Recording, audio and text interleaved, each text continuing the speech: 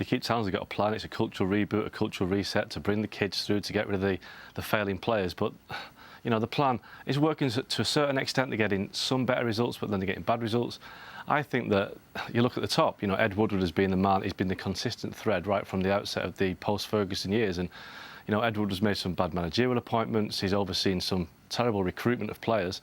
And I think that Ed, he's obviously a commercial genius. He was the guy that made the club so much money. So maybe put Ed back in a different role, the commercial side, and bring somebody in, a football administrator who knows how to run a football club.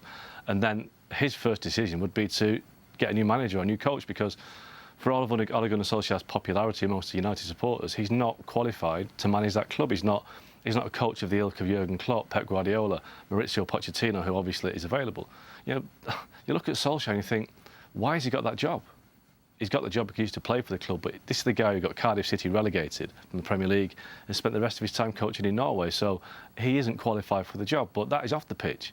On the pitch, they've just got problems in every area that on the pitch. They've got defenders are poor. The goalkeeper, for me, De Gea, 3 or 4 years past his best, or certainly has been drifting for 3 or 4 years. Up front, they've got young talent, but I think in midfield is where they've really got problems. It's an awful midfield. They need to find, as quickly as possible, a midfielder who can control the game, score goals, create goals, and protect the defence. Now, those kind of midfielders don't come around very often, but that's what they need. They need to find somebody. If they've got the money to do it, though, they can find somebody if they want to.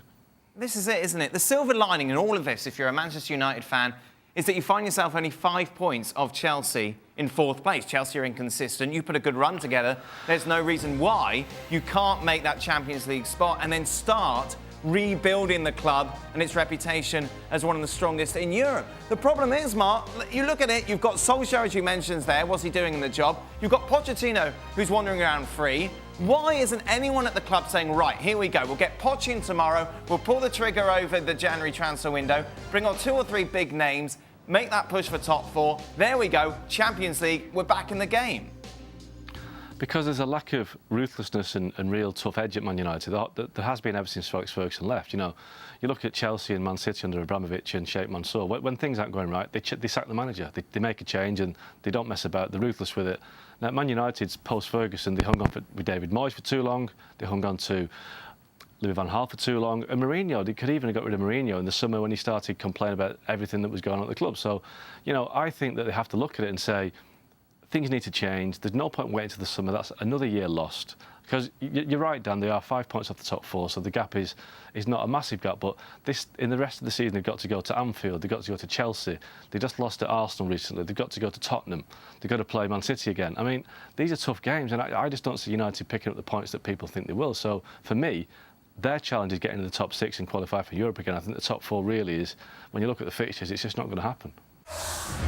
Well, thank you very much for watching ESPN on YouTube. For more sports highlights and analysis, be sure to download the ESPN app. And for live streaming, premium content, and let's not forget as well, ESPN FC 7 days a week. Subscribe to ESPN+.